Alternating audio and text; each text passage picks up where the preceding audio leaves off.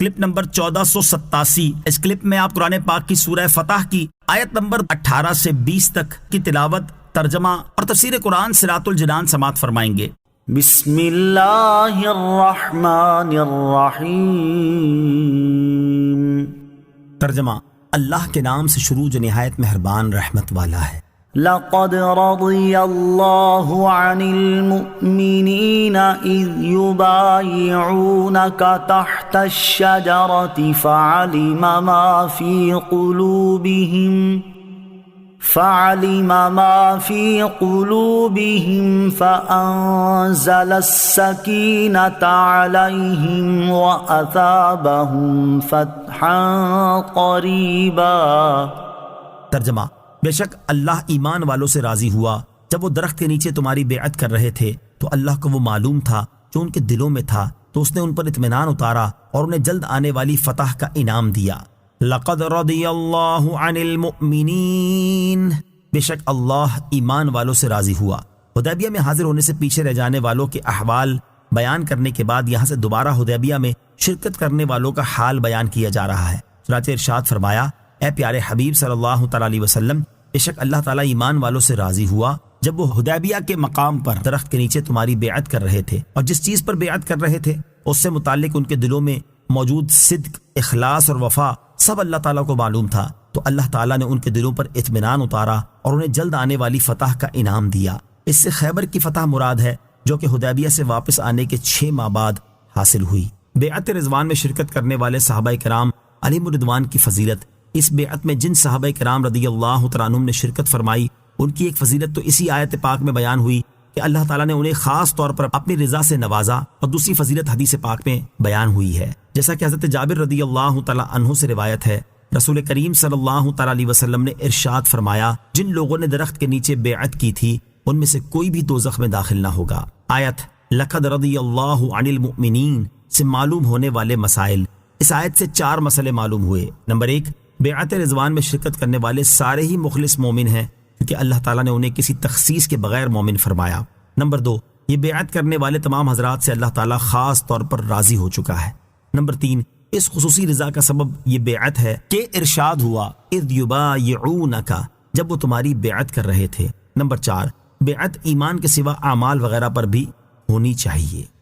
وَمَغَانِمَ كَثِيرَةً يَأْخُذُونَهَا وَكَانَ اللَّهُ عَزِيزًا حَكِيمًا۔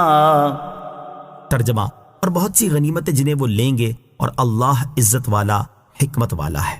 وَمَغَانِمَ كَثِيرَةً يَأْخُذُونَهَا، اور بہت سی غنیمتیں جنہیں وہ لیں گے، یعنی حدیبیہ میں شرکت کرنے والوں کو اللہ تعالیٰ دنیاوی انعام کے طور پر خیبر کی فتح عطا فرمائے گا، اور اس فتح میں غنیمت کے طور پر خیبر والوں کے بہت سے اموال بھی عطا فرمائے گا جنہیں وہ لیں گے۔ اور اللہ تعالیٰ کی شان یہ ہے کہ اس کی قدرت و غلبہ کامل ہے، اور وہ تمہاری مدد سے بے نیاز ہے اور کامل حکمت والا ہے، اسی لیے اس نے اپنے دشمنوں کو تمہارے ہاتھوں سے ہلاک کروایا تاکہ تمہیں ثواب ملے۔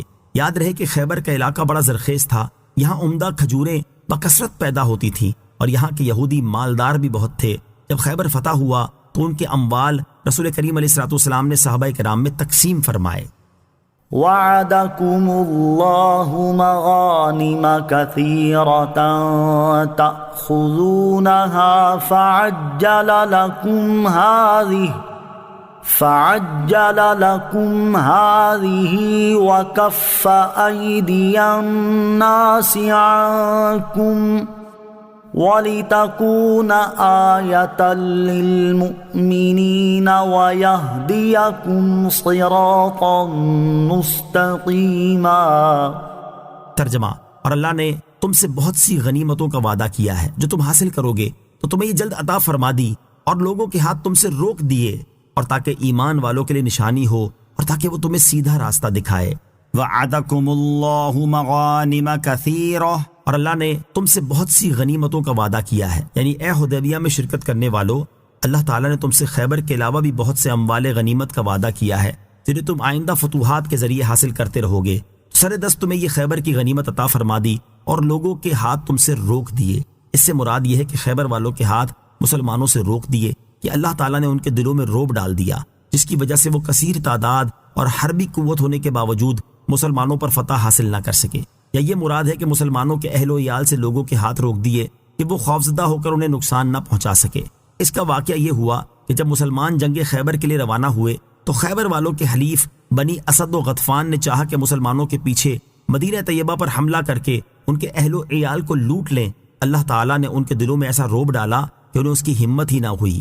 وَلِتَكُونَ آیَةً لِّلْمُؤْمِنِينَ، اور تاکہ ایمان والوں کے لیے نشانی ہو، یعنی یہ غنیمت دینا اور دشمنوں کے ہاتھ روک دینا اس لیے کیا تاکہ یہ ایمان والوں کے لیے اللہ تعالیٰ کی مدد کی نشانی ہو، اور وہ اپنی آنکھوں سے بھی دیکھ لیں کہ رسول کریم علیہ الصلوۃ والسلام نے انہیں جو غیب کی خبر دی وہ سچی ہے، اور تاکہ اے ایمان والو اللہ تعالیٰ تمہیں اپنے رب پر توکل کرنے اور اپنے کام اس کے سپرد کر دینے کا سیدھا راستہ دکھائے جس سے بصیرت اور یقین زیادہ ہو۔ اس سے معلوم ہوا کہ صلح حدیبیہ میں حاضر ہونے والے مومنین ہدایت پر تھے اور ہدایت پر رہے، ان میں سے کوئی ہدایت سے نہ ہٹا، تو جو اس کا انکار کرے وہ اس آیت کا منکر